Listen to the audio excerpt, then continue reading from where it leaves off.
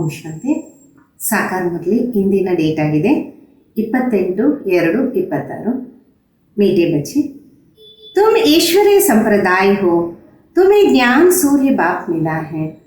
ತಂದೆ ತಿಳಿಸ್ತಾರೆ, ಮಧುರಾದ ಮಕ್ಕಳೇ, ತಾವು ಈಶ್ವರೀಯ ಸಂಪ್ರದಾಯದವರಾಗಿದ್ದೀರ, ತಮಗೆ ಜ್ಞಾನ ಸೂರ್ಯ ತಂದೆ ಸಿಕ್ಕಿದ್ದಾರೆ. ಅಭಿ ತುಮ್ ಜಾಗೆ ಹೋ ತು ದೂಸರೋ ಕೋ ಭಿ ಜಗಾವ್. ಈಗ ನೀವು ಎದ್ದಿದ್ದೀರಾ ಅಂದ ಮೇಲೆ ಬೇರೆಯವರನ್ನು ಸಹ ಎದ್ದೇಳಿಸಿ. ಪ್ರಶ್ನೆ ಆಗಿದೆ, ಅನೇಕ ಪ್ರಕಾರ ಕೆ ಟಕರಾವ್ ಕಾ ಕಾರಣ ತಥಾ ಉಸ್ಕಾ ನಿವಾರಣ ಕ್ಯಾ ಹೈ? ಅನೇಕ ಪ್ರಕಾರದ ಸಂಘರ್ಷಣೆಗೆ ಕಾರಣ ಮತ್ತೆ ಅದಕ್ಕೆ ನಿವಾರಣೆ ಏನಾಗಿದೆ?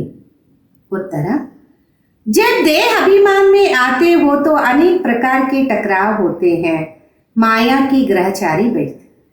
ಯಾವಾಗ ದೇಹ ಅಭಿಮಾನದಲ್ಲಿ ಬರ್ತೀರಾ ಆಗ ಅನೇಕ ಪ್ರಕಾರದ ಸಂಘರ್ಷಣೆ ನಡೆಯುತ್ತೆ, ಮಾಯೆಯ ಗ್ರಹಚಾರ ಕುತ್ಕೊಳ್ಳುತ್ತೆ. बाबा कहते देही अभिमानी बनो, सर्विस में लग जाओ, याद की यात्रा में रहो तो ग्रहचारी मिट जाए. ತಂದೆ ತಿಳಿಸ್ತಾರೆ, ಆತ್ಮಿಕ ಸ್ಥಿತಿಯಲ್ಲಿರಿ ಮತ್ತೆ ಸೇವೆಯಲ್ಲಿ ತೊಡಗಿರಿ, ನೆನಪಿನ ಯಾತ್ರೆಯಲ್ಲಿರಿ, ಆಗ ಗ್ರಹಚಾರ ಹೊಟ್ಟೋಗುತ್ತೆ. ಓಂ ಶಾಂತಿ.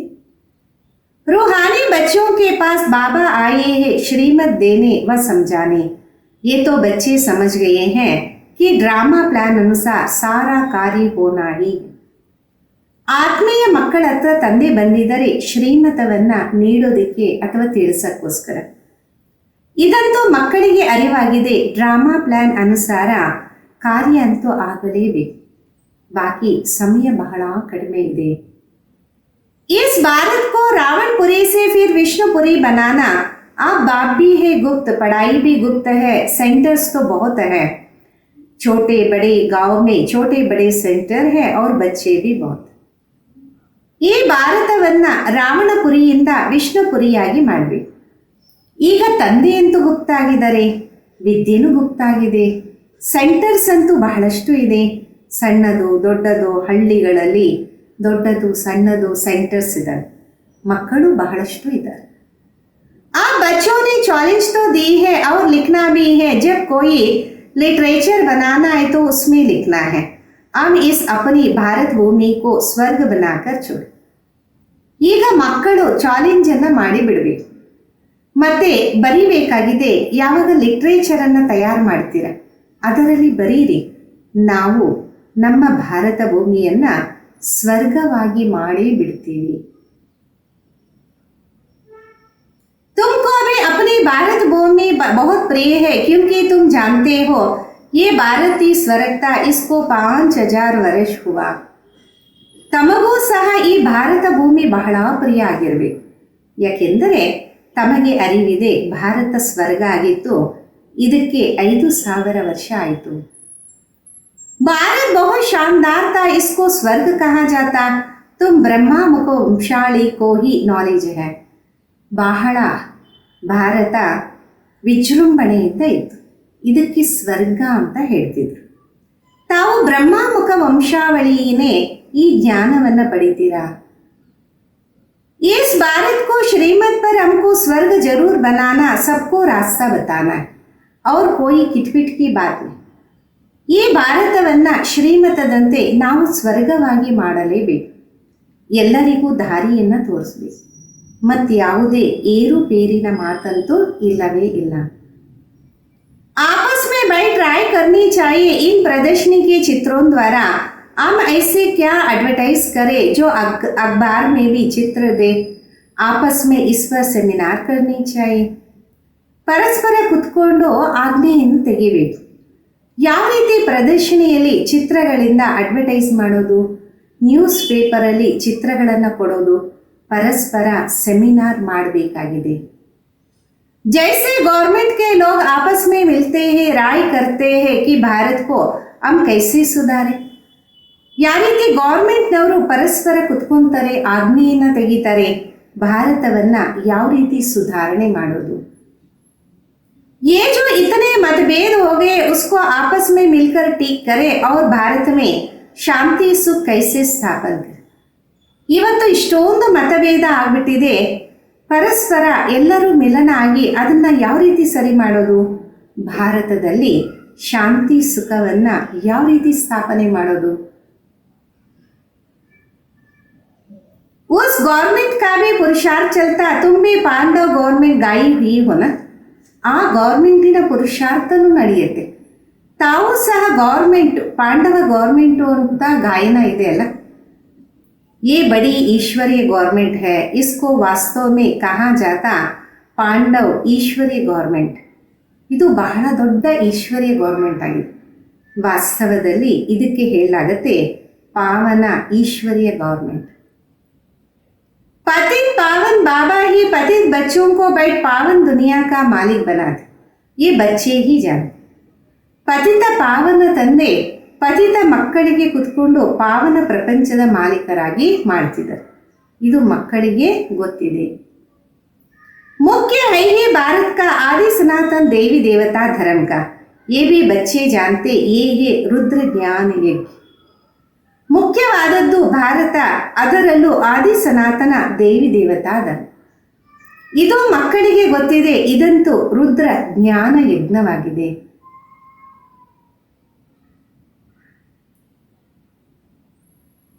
रुद्र कहा जाता है ईश्वर बाप को, शिव को. गाया हुआ है बरोबर बाबा ने आकर रुद्र ज्ञान यज्ञ रचा. ರುದ್ರ ಅಂತ ತಿಳಿಸಲಾಗತ್ತೆ ಈಶ್ವರ ತಂದೆಗೆ, ಶಿವನಿಗೆ. ಗಾಯನೂ ಇದೆ, ಖಂಡಿತ ಬಾಬೂರೇ ಬಂದು ರುದ್ರ ಜ್ಞಾನ ಯಜ್ಞವನ್ನ ರಚನೆ ಮಾಡ್ತಾರೆ. उन्होंने तो टाइम लंबा चौड़ा दे दिया, अज्ञान नींद में सोए है ना. ಅವರಂತೂ ಸಮಯವನ್ನು ಬಹಳ ಉದ್ದವಾಗಿ ತೋರಿಸ್ಬಿಟ್ಟಿದ್ದಾರೆ. ಅಜ್ಞಾನದ ನಿದ್ದೆಯಲ್ಲಿದ್ದಾರಲ್ಲ. ಅಭಿ ತುಮ್ಕೋ ಬಾಬಾನೇ ಜಗಾಯ, ತುಮ್ಕೋ ಫಿರ್ ಅವರೋಂಕೋ ಜಗಾನಾ ಹೈ.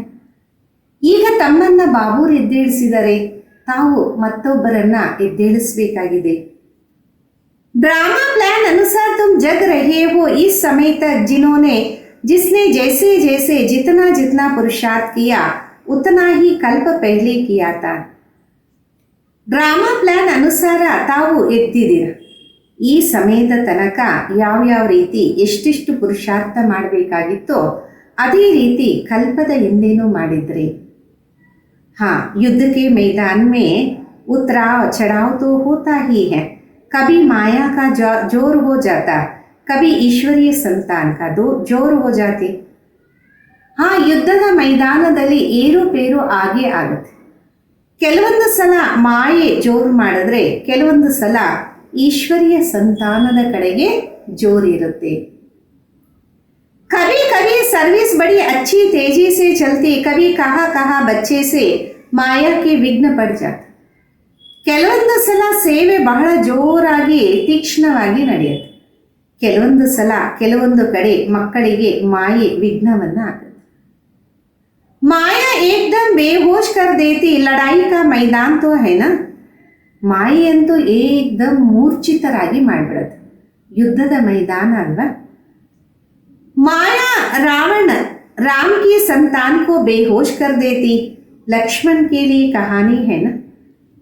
ರಾವಣ ಮಾಯೆ ರಾಮನ ಸಂತಾನವನ್ನ ಮೂರ್ಛಿತರಾಗಿ ಮಾಡಿಬಿಡುತ್ತೆ. ಲಕ್ಷ್ಮಣನ ಉದಾಹರಣೆಯಂತೂ ಇದ್ದೇ ಇದೆ ಅಲ್ಲ. तुम कहते हो सब मनुष्य कुंभकर्ण की नींद में सोए हुए हैं.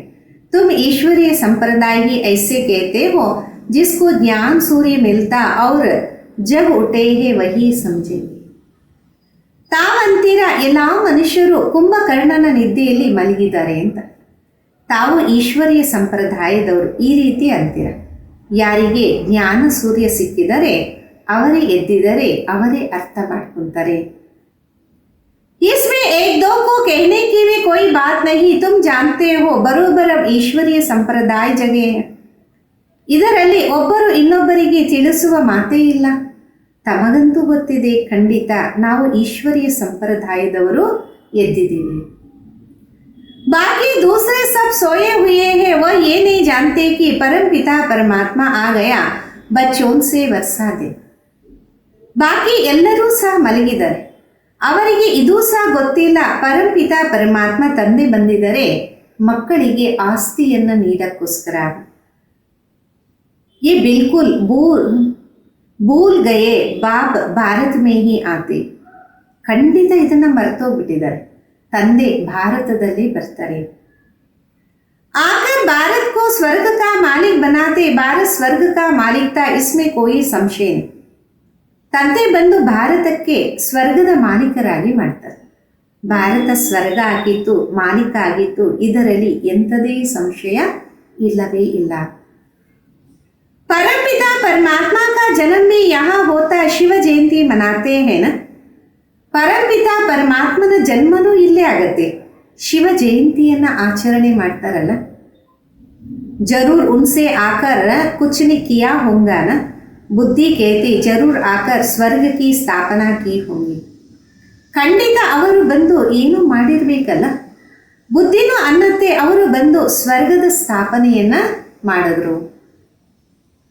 प्रेरणा से थोड़े ही स्थापना होंगी. यहाँ तो तुम बच्चों को राजयोग सिखाया जाता. ಪ್ರೇರಣೆಯಿಂದ ಸ್ಥಾಪನೆ ಏನಾದರೂ ಆಗತ್ತಾ? ಇಲ್ಲಿ ತಾವು ಮಕ್ಕಳಿಗೆ ರಾಜಯೋಗವನ್ನು ಕಲಿಸಲಾಗತ್ತೆ. ಯಾಕೆ ಯಾತ್ರಾ ಸಮझाई जाती. प्रेरणा से कोई आवाज होता ही नहीं. ನೆನಪಿನ ಯಾತ್ರೆಯನ್ನು ಕಲಿಸಲಾಗತ್ತೆ. ಪ್ರೇರಣೆಯಿಂದ ಶಬ್ದ ಅಂತೂ ಆಗೋದೇ ಇಲ್ಲ. समझते हैं शंकर की भी प्रेरणा होती तब ये यादव मुसल आदि बनाते. परंतु इसमें प्रेरणा की कोई बात नहीं. ತಿಳ್ಕೊಂತಾರೆ ಶಂಕರಂದು ಪ್ರೇರಣೆ ಆಗತ್ತೆ, ಆಗ ಈ ಯಾದವರಿಂದ ಹೈಡ್ರೋಜನ್ಸ್ ಬಾಂಬ್ಸ್ ಎಲ್ಲ ತಯಾರಾಗತ್ತೆ ಅಂತ. ಆದರೆ ಇದರಲ್ಲಿ ಪ್ರೇರಣೆಯ ಮಾತಂತೂ ಇಲ್ಲವೇ ಇಲ್ಲ. तुम समझ गए हो इनों का पार्ट है ड्रामा में ये मुसल आदि बनाने का. ಪ್ರೇರಣಾ ಕಿ ಬಾತ್ ನಹಿ. ತಾವಂತೂ ಅರ್ಥ ಮಾಡ್ಕೊಂಡಿದ್ದೀರಾ, ಡ್ರಾಮಾದಲ್ಲಿ ಇವರ ಪಾತ್ರ ಇದೆ ಈ ಬಾಂಬ್ಸ್ ಎಲ್ಲ ತಯಾರು ಮಾಡೋದು. ಪ್ರೇರಣೆಯ ಮಾತಂತೂ ಇಲ್ಲವೇ ಇಲ್ಲ. ड्रामा अनुसार विनाश तो जरूर होना है. गाया हुआ है महाभारत लड़ाई में मुसल काम आएंगे तो जो फास्ट हो गया वह फिर रिपीट होगा. ಡ್ರಾಮಾ ಅನುಸಾರ ವಿನಾಶ ಅಂತೂ ಖಂಡಿತ ಆಗಲೇಬೇಕು. ಗಾಯನೂ ಇದೆ, ಮಹಾಭಾರತ ಯುದ್ಧದಲ್ಲಿ ಬಾಂಬ್ಸ್ ಎಲ್ಲನೂ ಕೆಲ್ಸಕ್ಕೆ ಬಂತು ಅಂತ. ಏನು ಆಗೋಯ್ತು ಮತ್ತೆ ಅದು ಪುನರಾವರ್ತನೆ ಆಗಲೇಬೇಕು. तुम गारंटी करते हो हम भारत में स्वर्ग स्थापन करेंगे. यहाँ एक धर्म होगा. तुम ऐसे नहीं लिखते हो कि अनेक धर्म विनाश हो. ತಾವು ಗ್ಯಾರಂಟಿ ಮಾಡ್ತೀರಾ ಭಾರತದಲ್ಲಿ ಸ್ವರ್ಗದ ಸ್ಥಾಪನೆ ಆಗುತ್ತೆ, ಇಲ್ಲಿ ಒಂದೇ ಧರ್ಮ ಇರುತ್ತೆ. ತಾವೆಂದೂ ಈ ರೀತಿ ಬರೆಯೋದಿಲ್ಲ ಅನೇಕ ಧರ್ಮದ ವಿನಾಶ ಆಗುತ್ತೆ. वो तो चित्र में लिखा हुआ है स्वर्ग की स्थापना होती तो दूसरा कोई धर्म नहीं होता. ಅಲ್ಲಿ ಚಿತ್ರದಲ್ಲಿ ಬರೆದಿದ್ದಾರೆ ಸ್ವರ್ಗದ ಸ್ಥಾಪನೆ ಆದಾಗ ಮತ್ತೆ ಯಾವುದೇ ಧರ್ಮ ಇರೋದಿಲ್ಲ. अभी तुमको समझ में आता है सबसे बड़ा पार्ट है शिव का, ब्रह्मा का और विष्णु का. ಈಗ ತಮಗೆ ಅರ್ಥ ಆಗ್ತಿದೆ ಎಲ್ಲರಿಗಿಂತ ದೊಡ್ಡ ಪಾತ್ರ ಶಿವಬಾಬಾವ್ರದ್ದು, ನಂತರ ಬ್ರಹ್ಮ ಮತ್ತು ವಿಷ್ಣುವಿನದು. ब्रह्मा सो विष्णु, विष्णु सो ब्रह्मा, ये तो बड़ी गुह्य बातें हैं. विष्णु से ब्रह्मा कैसे बनते, ब्रह्मा से फिर विष्णु कैसे बनते, ये सेंसिबल बच्चों की बुद्धि में जट आ जाता है. ಬ್ರಹ್ಮನಿಂದ ವಿಷ್ಣು, ವಿಷ್ಣುವಿಂದ ಬ್ರಹ್ಮ, ಇದು ಬಹಳ ಗುಹ್ಯವಾದ ಮಾತು. ವಿಷ್ಣುವಿಂದ ಬ್ರಹ್ಮ ಯಾವ ರೀತಿ ಆದರೂ, ಬ್ರಹ್ಮನಿಂದ ಮತ್ತೆ ವಿಷ್ಣು ಯಾವ ರೀತಿ ಆದರೂ ಹುಷಾರಾದ ಮಕ್ಕಳ ಬುದ್ಧಿಯಲ್ಲಿ ತಕ್ಷಣ ಬಂದ್ಬಿಡತ್ತೆ. दैवी संप्रदाय तो बनते ही है, एक की बात नहीं. इन बातों को तुम बच्चे समझते. ದೈವಿ ಸಂಪ್ರದಾಯ ಅಂತೂ ಆಗೇ ಆಗತ್ತೆ, ಇದು ಒಬ್ಬರ ಮಾತಲ್ಲ. ಈ ಎಲ್ಲ ವಿಷಯಗಳು ತಾವು ಮಕ್ಕಳು ಅರ್ಥ ಮಾಡ್ಕೊತೀರಾ. दुनिया में एक भी मनुष्य नहीं समझता बल लक्ष्मी नारायण व विष्णु की पूजा भी करते हैं, परंतु उनको ये पता नहीं कि विष्णु के दो ही रूप लक्ष्मी नारायण है जो नई दुनिया में राज्य करते. ಪ್ರಪಂಚದಲ್ಲಿ ಒಬ್ಬ ಮಾನವನು ಇಲ್ಲ ಇದನ್ನು ಅರ್ಥ ಮಾಡ್ಕೊಳಕ್ಕೆ. ಬಲೆ ಲಕ್ಷ್ಮೀ ನಾರಾಯಣ ವಿಷ್ಣುವಿನ ಪೂಜೆಯನ್ನು ಮಾಡ್ತಾರೆ, ಆದರೆ ಅವರಿಗೆ ಗೊತ್ತಿಲ್ಲ ವಿಷ್ಣುವಿನ ಎರಡು ರೂಪ ಲಕ್ಷ್ಮೀನಾರಾಯಣ ಆಗಿದೆ. ಹೊಸ ಪ್ರಪಂಚದಲ್ಲಿ ಅವರೇ ರಾಜ್ಯವನ್ನು ಮಾಡ್ತಾರೆ. बाकी चार भुजा वाला कोई मनुष्य नहीं होता. ये सूक्ष्म वतन में एम ऑब्जेक्ट दिखाते प्रवृत्ति मारे. ನಾಲ್ಕು ಭುಜದ ಮನುಷ್ಯ ಎಲ್ಲೂ ಇರೋದಿಲ್ಲ. ಸೂಕ್ಷ್ಮ ವತನದಲ್ಲಿ ಲಕ್ಷ್ಯವನ್ನು ತೋರಿಸ್ತದೆ. ಇದು ಪ್ರವೃತ್ತಿ ಮಾರ್ಗವಾಗಿದೆ. ये सारे वर्ल्ड की हिस्ट्री ज्योग्राफी कैसे चक्र लगती ये कोई नहीं जानते. बाबा को ही नहीं जानते तो बाबा की रचना को कैसे जाने. ಇಡೀ ಪ್ರಪಂಚದ ಚರಿತ್ರೆ ಭೂಗೋಳ ಯಾವ ರೀತಿ ಚಕ್ರವನ್ನ ಸುತ್ತತ್ತೆ ಇದು ಯಾರಿಗೂ ಗೊತ್ತಿಲ್ಲ. ತಂದೆಯನ್ನೇ ಅರ್ಥ ಮಾಡ್ಕೊಂಡಿಲ್ಲ ಅಂದ ಮೇಲೆ ತಂದೆಯ ರಚನೆಯನ್ನ ಯಾವ ರೀತಿ ಅರ್ಥ ಮಾಡ್ಕೊಳಕ್ ಸಾಧ್ಯ. बाबा ये रचना के आदि मध्य अंत का ज्ञान बताते. ऋषि मुनि भी नहीं कहते थे, हम नहीं जानते. ತಂದೆಯೇ ರಚನೆಯ ಆದಿ ಮಧ್ಯ ಅಂತ್ಯದ ಜ್ಞಾನವನ್ನು ತಿಳಿಸ್ತಾರೆ. ಋಷಿ ಮುನಿಗಳು ಅಂತಿದ್ರು, ನಮಗೂ ಗೊತ್ತಿಲ್ಲ. बाप को जान जाए तो रचना के आदि मध्य अंत को भी जान जाए. बाबा कहते मैं एक ही बार आकर तुम बच्चों को भी सारा नॉलेज समझाता हूँ, फिर आता ही नहीं हूँ. ತಂದೆಯನ್ನ ಅರ್ಥ ಮಾಡಿಕೊಂಡ್ರೆ ಇಡೀ ರಚನೆಯ ಆದಿ ಮಧ್ಯ ಅಂತ್ಯವನ್ನು ಅರ್ಥ ಮಾಡ್ಕೊಳ್ತಾರೆ. ತಂದೆ ತಿಳಿಸ್ತಾರೆ, ನಾನು ಒಂದೇ ಸಲ ಬರ್ತೀನಿ, ಮಕ್ಕಳಿಗೆ ಎಲ್ಲ ನಾಲೆಜನ್ನು ಕೊಡ್ತೀನಿ, ಮತ್ತೆ ನಾನು ಬರೋದೇ ಇಲ್ಲ. तो रचता और रचना के आदि मध्य अंत को जाने कैसे ಅಂದ ಮೇಲೆ ರಚತಾ ಮತ್ತು ರಚನೆಯ ಆದಿ ಮಧ್ಯ ಅಂತ್ಯವನ್ನ ಯಾವ ರೀತಿ ಅರ್ಥ ಮಾಡಿಕೊಳ್ಳೋದು. बाप स्वयं कहते मैं सिवाय संगम के कभी आता नहीं हूँ, मुझे बुलाते भी संगम पर. ತಂದೆ ಸ್ವಯಂ ಅಂತಾರೆ, ನಾನು ಸಂಗಮ ಬಿಟ್ಟು ಮತ್ತೆ ಯಾವಾಗ ಬರೋದೇ ಇಲ್ಲ, ನನ್ನನ್ನು ಕರೀತಾರೆ ಸಂಗಮದಲ್ಲಿ. पावन सत्युग को कहा जाता, पतित कलयुग को कहा जाता, तो जरूर मैं आऊंगा पतित दुनिया के अंत में. ಪಾವನ ಅಂತ ಸತ್ಯುಗಕ್ಕೆ ತಿಳಿಸಲಾಗತ್ತೆ, ಪತಿತ ಅಂತ ಕಲಿಯುಗಕ್ಕೆ ತಿಳಿಸಲಾಗತ್ತೆ. ಖಂಡಿತ ನಾನು ಬರೋದು ಪತಿತ ಪ್ರಪಂಚದ ಅಂತ್ಯದಲ್ಲಲ್ವಾ. कलयुग के अंत में आकर पतित से पावन बनाते, सत्युग आदि में पावन, ये तो सहज बात है ना.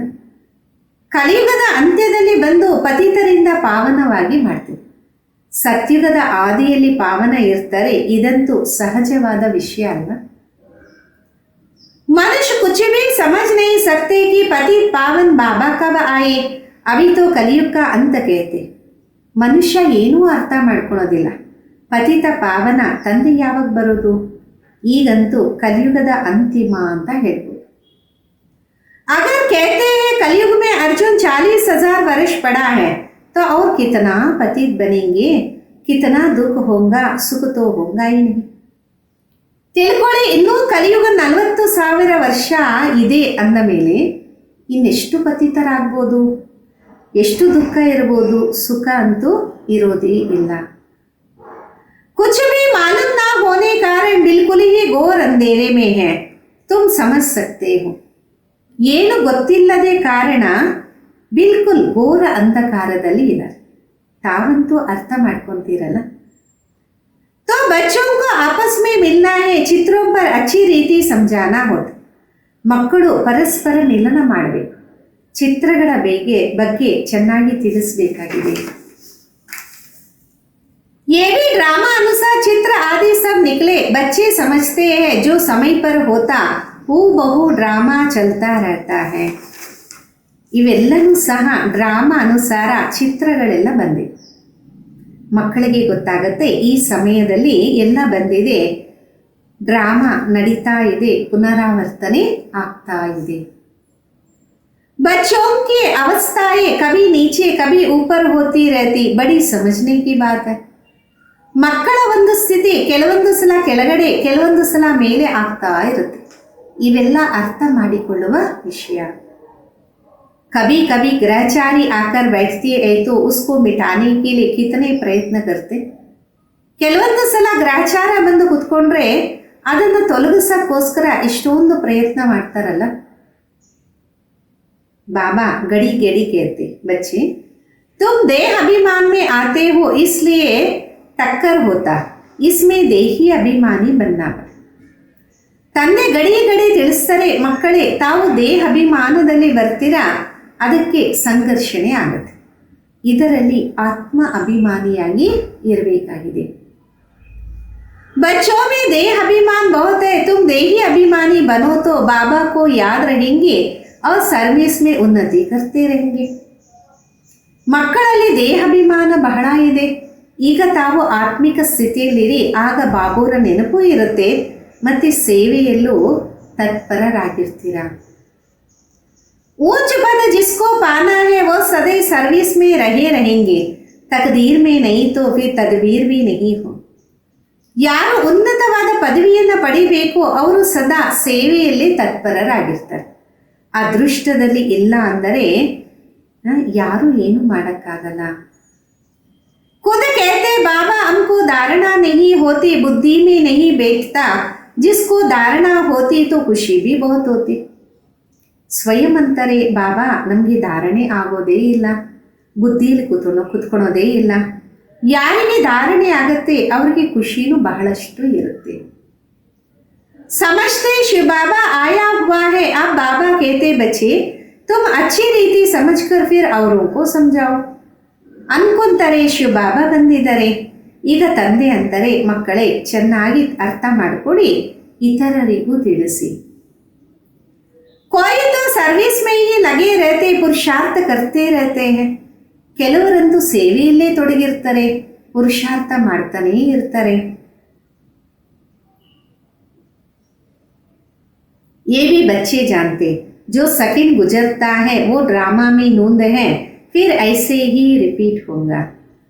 ಇದು ಮಕ್ಕಳಿಗೆ ಗೊತ್ತಿದೆ, ಏನು ಸೆಕೆಂಡ್ ಹೋಯಿತು ಅದು ಡ್ರಾಮಾದಲ್ಲಿ ಫಿಕ್ಸ್ ಇತ್ತು, ಅದೇ ರೀತಿ ಮತ್ತೆ ಪುನರಾವರ್ತನೆ ಆಗ್ತಾ ಇರುತ್ತೆ. बच्चों को समझाया जाता, बाहर भाषण आदि पर तो अनेक प्रकार के नए आते सुनने के लिए.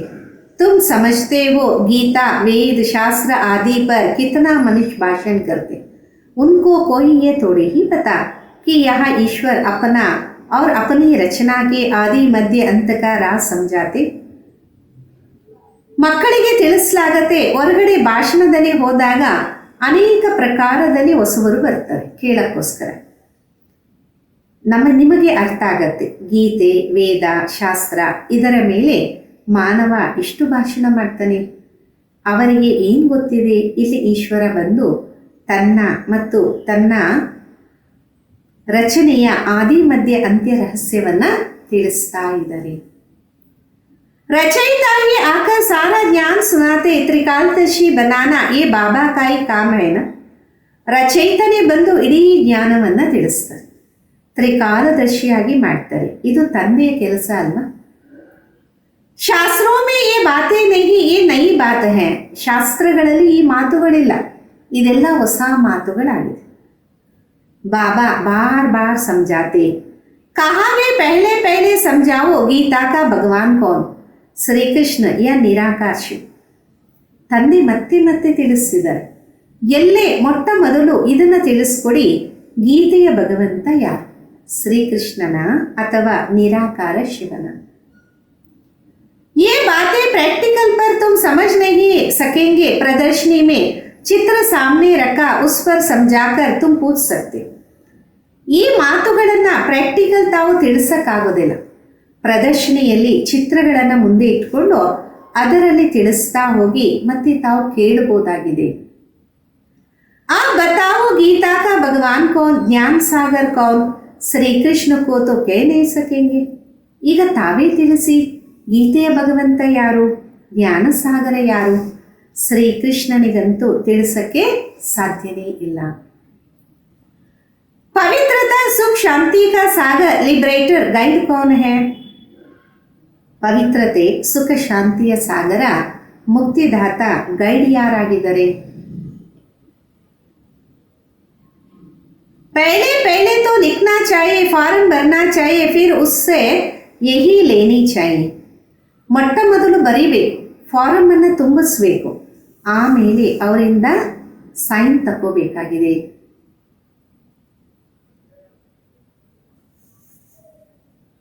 चिड़ियों का आवाज हुआ, देखो कितना झगड़ते. ಈ समय सारी दुनिया में लड़ाई झगड़ा है ना. ಪಕ್ಷಿಗಳ ಶಬ್ದ ಆಗ್ತಾ ಇತ್ತು. ಬಾಬಾ ಅಂತಾರೆ ನೋಡಿ, ಇದು ಸಹ ಎಷ್ಟೊಂದು ಕಿತ್ತಾಡತ್ತಲ್ಲ. ಈ ಸಮಯದಲ್ಲಿ ಇಡೀ ಪ್ರಪಂಚದಲ್ಲಿ ಜಗಳ ಕಲಹನೇ ಆಗಿದೆ. मनुष्य भी आपस में लड़ते रहते, मनुष्य में ही समझने की बुद्धि है. ಮನುಷ್ಯನು ಸಹ ಪರಸ್ಪರ ಕಿತ್ತಾಡ್ತಾ ಇರ್ತಾನೆ. ಮನುಷ್ಯನಲ್ಲೇ ಅರ್ಥ ಮಾಡಿಕೊಳ್ಳುವ ಬುದ್ಧಿ ಇದೆ. 5 विकार में मनुष्य में गाए जाते, जानवरों की तो बात नहीं ना. ये है विशेष वर्ड. 5 ವಿಕಾರಗಳು ಮನುಷ್ಯನಲ್ಲೇ ಗಾಯನ ಇದೆ, ಪಶುಗಳ ಮಾತೇ ಇಲ್ಲ. ಇದಾಗಿದೆ ವಿಕಾರಿ ಪ್ರಪಂಚ.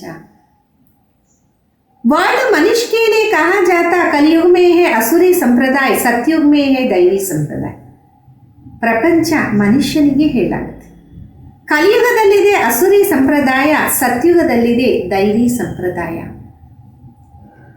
अभी तुमको इस सारे कॉन्ट्रास्ट का पता है, तुम सिद्ध कर बता सकते. ಈಗ ತಮಗೆ ಎಲ್ಲದರ ವ್ಯತ್ಯಾಸದ ಅರಿವಾಗಿದೆ. ಈಗ ತಾವು ಸ್ಪಷ್ಟ ಮಾಡಿ ಸಿದ್ಧ ಮಾಡಿ ತಿಳಿಸಬಹುದಾಗಿದೆ. सीढ़ी में बड़ा क्लियर दिखाया हुआ है, नीचे है पतित ऊपर में है पावन. ಮೆಟ್ಲು ಚಿತ್ರದಲ್ಲೂ ಬಹಳ ಸ್ಪಷ್ಟವಾಗಿ ತೋರಿಸಿದ್ದಾರೆ. ಕೆಳಗಡೆ ಪತಿತರಾದರೆ ಮೇಲೆ ಪಾವನವಾಗಿರೋರೇ ಇದ್ದಾರೆ. इनमें बड़ा क्लियर है, सीढ़ी ही मुख्य है, उतरती कला और चढ़ती कला. ಇದರಲ್ಲಿ ಬಹಳ ಸ್ಪಷ್ಟವಾಗಿದೆ. ಮೆಟ್ಲು ಚಿತ್ರನೇ ಮುಖ್ಯ, ಹಾರುವ ಕಲೆ ಮತ್ತೆ ಇಳಿಯುವ ಕಲೆ. ये सीढ़ी बड़ी अच्छी है, इसमें ऐसा क्या डाले जो मनुष्य बिल्कुल अच्छी रीति समझ जाए कि बरोबर ये पति दुनिया है, पावन दुनिया ಸ್ವರ್ಗತ.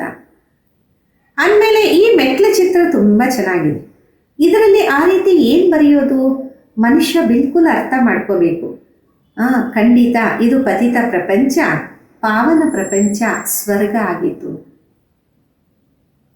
यह सब पतित है, पावन एक भी नहीं हो सकता, रात दिन ये क्या ला चलना चाहिए. ಇಲ್ಲಂತೂ ಎಲ್ಲರೂ ಪತಿತರಾಗಿದ್ದಾರೆ, ಪಾವನ ಒಬ್ಬರೂ ಇರಕ್ಕೆ ಸಾಧ್ಯ ಇಲ್ಲ.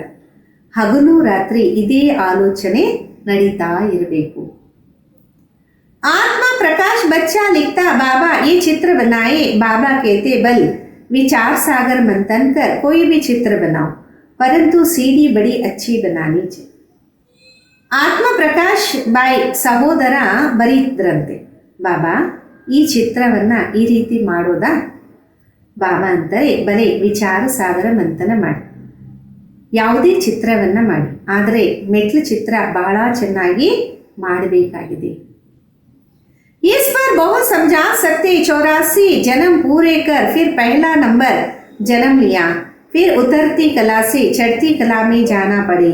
इसमें हर एक का विचार चलना चाहिए. ಇದರ ಬಗ್ಗೆ ತಿಳಿಸ್ಕೊಡ್ಬೋದಾಗಿದೆ. 84 ಜನ್ಮ ಪೂರ್ತಿ ಮಾಡಿದ್ರೆ ಮೊದಲನೇ ನಂಬರ್ ಜನ್ಮನೂ ಪಡ್ಕೊಂಡ್ರಿ, ಮತ್ತೆ ಇಳಿಯುವ ಕಲೆಯಿಂದ ಹಾರುವ ಕಲೆಯಲ್ಲಿ ಹೋಗಲೇಬೇಕು. ಇದರಲ್ಲಿ ಪ್ರತಿಯೊಬ್ಬರ ವಿಚಾರ ನಡೀಲೇಬೇಕು. नहीं तो सर्विस कैसे कर सकते, चित्रों पर समझाना बहुत सहज होता है ना. ಇಲ್ಲ ಅಂದರೆ ಸೇವೆ ಹೆಂಗೆ ಮಾಡೋದು, ಚಿತ್ರಗಳ ಬಗ್ಗೆ ತಿಳಿಸೋದು ಬಹಳ ಸಹಜ ಅಲ್ವಾ. सत्युग के बाद सीढ़ी उतरनी होती, ये भी बच्चे जानते. हम पार्टधारी एक्टर्स है. ಸತ್ಯುಗದ ನಂತರ ಮೆಟ್ಲು ಇಳಿಲೇಬೇಕು, ಇದು ಮಕ್ಕಳಿಗೆ ಗೊತ್ತಿದೆ. ನಾವೆಲ್ಲ ಪಾತ್ರಧಾರಿಗಳು. यहाँ से ट्रांसफर हो सीधा सत्युग में नहीं जाते, पहले शांतिधाम में जाने. ಇಲ್ಲಿಂದ ಟ್ರಾನ್ಸ್ಫರ್ ಆಗಿ ಮೊದಲು ಸತ್ಯುಗಕ್ಕೆ ಹೋಗೋದಿಲ್ಲ, ಮೊಟ್ಟ ಮೊದಲು ಶಾಂತಿಧಾಮಕ್ಕೆ ಹೋಗಬೇಕಾಗಿದೆ. हाँ, तुम्हारी में भी नंबरवार है जो अपने को पात्रधारी समझते इस ड्रामा. हाँ, ನಿಮ್ಮಲ್ಲೂ ನಂಬರ್ವಾರ್ ಇದ್ದಾರೆ, ತಮ್ಮನ್ನ ತಾವು ಪಾತ್ರಧಾರಿ ಅಂತ ತಿಳ್ಕೊಂತಾರೆ ಈ ಡ್ರಾಮಾದಲ್ಲಿ. दुनिया में ऐसा कोई कह ना सके हम पार्टधारी हैं. हम लिखते भी है कि पार्टधारी एक्टर होते हुए भी ड्रामा के क्रिएटर डायरेक्टर आदि मध्य अंत को नहीं जान सकते. तो ये फर्स्ट क्लास ಬೇಸಮझ है. ಪ್ರಪಂಚದಲ್ಲಿ ಈ ರೀತಿ ಯಾರು ಹೇಳಕ್ಕೆ ಸಾಧ್ಯ ಇಲ್ಲ ನಾವು ಪಾತ್ರಧಾರಿಗಳು ಅಂತ. ನಾವು ಬರಿಬೋದಾಗಿದೆ ಪಾತ್ರಧಾರಿಗಳು, ಆಕ್ಟರ್ಸ್ ಆಗಿದ್ದು ಸಹ ಡ್ರಾಮಾದ ಕ್ರಿಯೇಟರ್ ಡೈರೆಕ್ಟರ್ ಆದಿ ಮಧ್ಯ ಅಂತ್ಯವನ್ನು ತಿಳ್ಕೊಂಡಿಲ್ಲ ಅಂದರೆ ಫಸ್ಟ್ ಕ್ಲಾಸ್ ತಿಳುವಳಿಕೆ ಇಲ್ಲದವರು ಅಂತ ಅನ್ಬೋದು. ಏತೋ ಭಗವಾನ್ ವಾಚ ಶಿವ ಭಗವಾನ್ ವಾಚ ಬ್ರಹ್ಮ ತನ್ವಾರ. ಇದಂತೂ ಭಗವಂತನ ಮಹಾವಾಕ್ಯ. ಶಿವ ಭಗವಂತನ ಮಹಾವಾಕ್ಯ ಬ್ರಹ್ಮನ ತನುವಿನ ಮುಖಾಂತರ. ज्ञान सागर वो निराकार है, उसको अपना शरीर है ही नहीं. बड़ी समझने की युक्तियाँ है.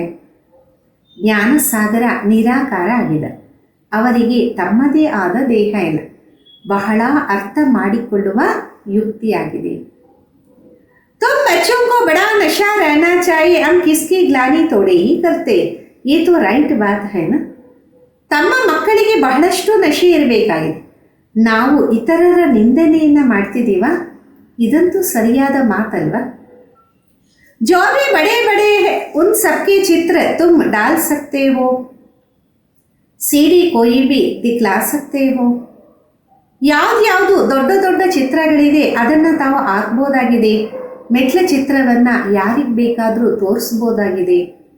अच्छा, मीठे मीठे सिखिलदे बच्चों प्रति माता पिता बाप दादा का याद प्यार और गुड मॉर्निंग. रूहानी बाप की रूहानी बच्चों को नमस्ते. हम रूहानी बच्चों की रूहानी माता पिता बाप दादा को याद प्यार गुड मॉर्निंग और नमस्ते. धारणेಗೋಸ್ಕರ मुख्य सार. भारत में सुख शांति की स्थापना करने व भारत को स्वर्ग बनाने के लिए आपस में सेमिनार करना है. श्रीमत पर भारत की ऐसे सेवा करना. ಭಾರತದಲ್ಲಿ ಸುಖ ಶಾಂತಿಯ ಸ್ಥಾಪನೆ ಮಾಡೋಕ್ಕೋಸ್ಕರ, ಭಾರತವನ್ನು ಸ್ವರ್ಗವಾಗಿ ಮಾಡೋಕ್ಕೋಸ್ಕರ ಪರಸ್ಪರ ಸೆಮಿನಾರ್ ಮಾಡಿ ಶ್ರೀಮತದಂತೆ ಭಾರತದಲ್ಲಿ ಈ ರೀತಿ ಸೇವೆಯನ್ನು ಮಾಡಬೇಕು. ಎರಡನೇದು, सर्विस में उन्नति करने व सर्विस से उच्च पद पाने के लिए देही अभिमानी रहने की मेहनत करना है. ज्ञान का विचार सागर मंथन कर. ಸೇವೆಯ ಉನ್ನತಿಗೋಸ್ಕರ, ಸೇವೆಯಲ್ಲಿ ಉನ್ನತವಾದ ಪದವಿಯನ್ನು ಪಡೆಯೋಕ್ಕೋಸ್ಕರ ಆತ್ಮಿಕ ಸ್ಥಿತಿಯಲ್ಲಿ ಇರುವ ಶ್ರಮವನ್ನು ಮಾಡಬೇಕು. ವಿಚಾರ ಸಾಗರ ಮಂಥನವನ್ನು ಮಾಡಬೇಕಾಗಿದೆ. वरदान, पवित्रता के आधार पर सुख शांति का अनुभव करने वाले नंबर 1 अधिकारी भव.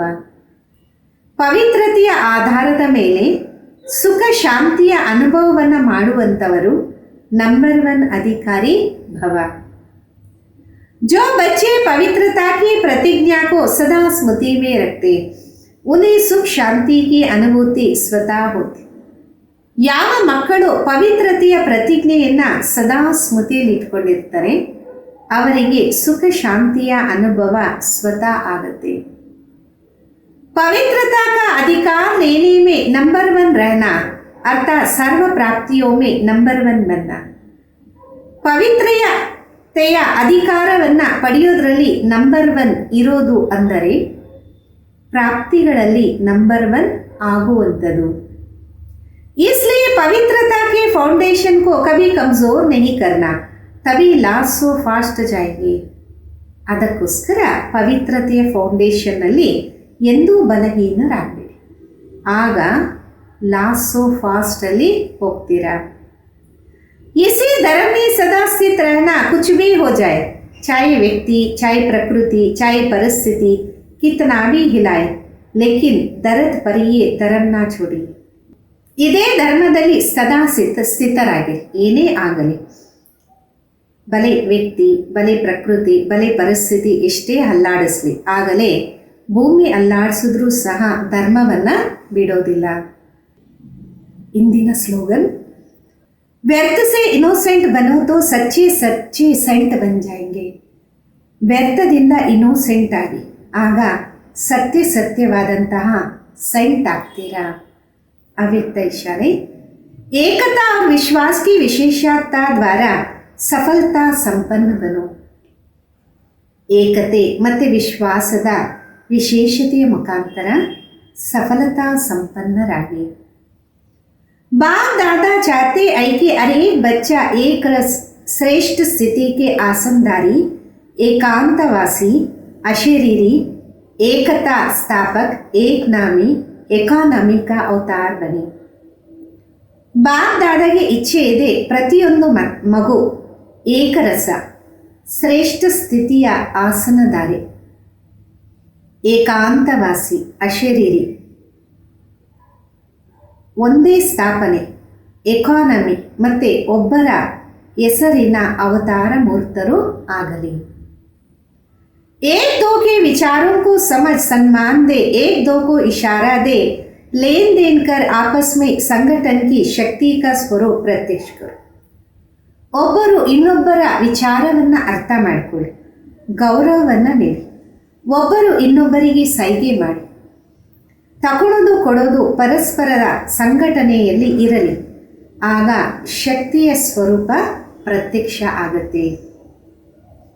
क्योंकि आपके संगठन के एकता की शक्ति सारे ब्राह्मण परिवार को संगठन में लाने की निमित्त बने. ಯಾಕೆಂದರೆ ತಮ್ಮ ಸಂಘಟನೆಯ ಏಕತೆಯ ಶಕ್ತಿ ಇಡೀ ಬ್ರಾಹ್ಮಣ ಪರಿವಾರದಲ್ಲಿ ಸಂಘಟನೆಯನ್ನು ತರೋದಕ್ಕೆ ನಿಮಿತ್ತ ಆಗತ್ತೆ. ಓಂ ಶಾಂತಿ.